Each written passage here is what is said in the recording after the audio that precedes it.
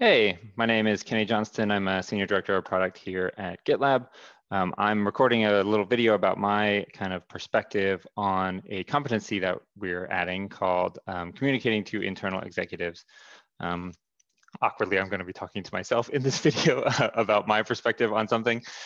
So please bear with that awkwardness.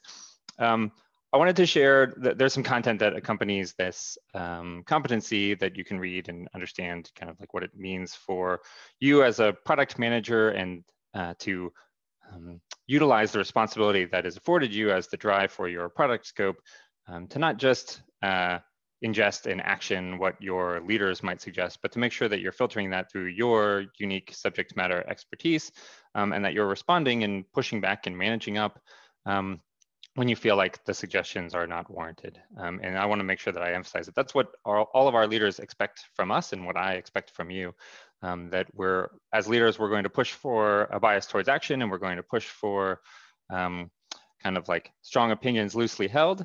And our expectation is that you as individual product managers are going to be pushing back on us when what we're saying doesn't make sense, when we're not educated.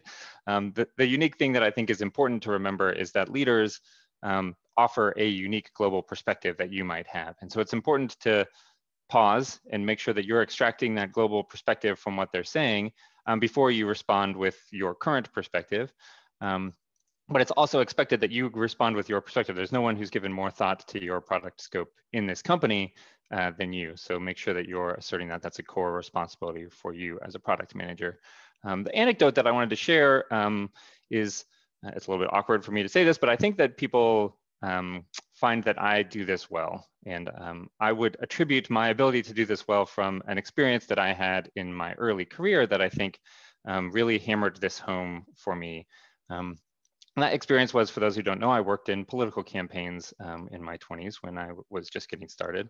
And in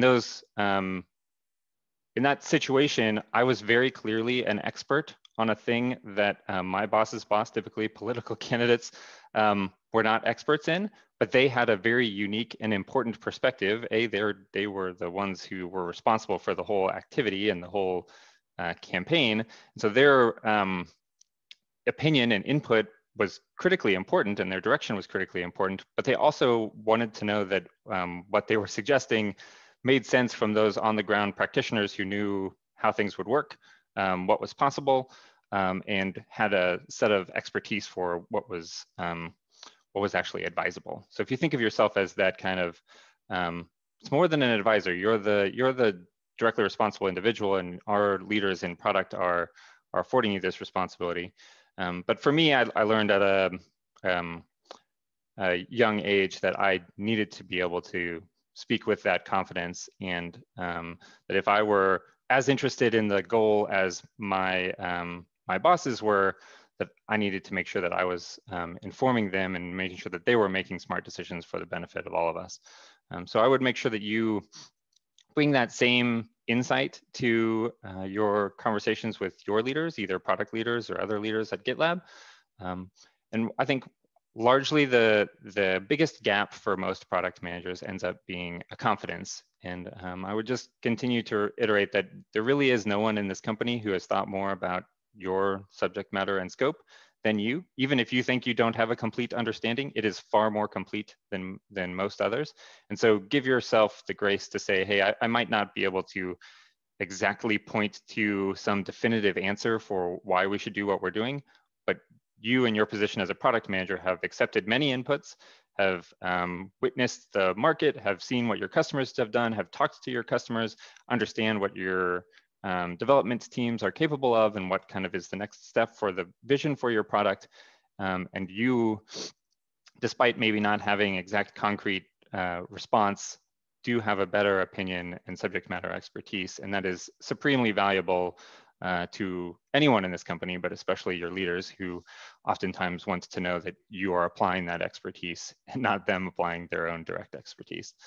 So I hope that this video is helpful in just kind of explaining my perspective on how important it is for us as product managers to communicate effectively and manage up to internal executives.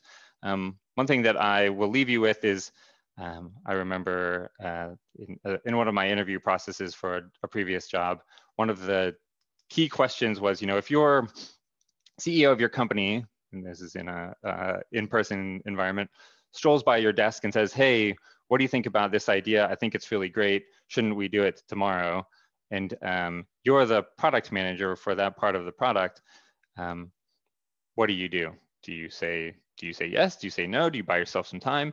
And the really important thing is that that CEO isn't walking by your desk expecting you to just say yes, right? Your CEO is expecting you to inform them, not for you to take their actions and go execute on them. And that's a really important behavior for product managers to understand and emulate. And so I would hope that you do that to me as a product leader and anyone else in this company, that you apply your expertise and make sure you're educating us as leaders before you would blindly take any action. So I hope that helps. Thanks very much. Have a great day.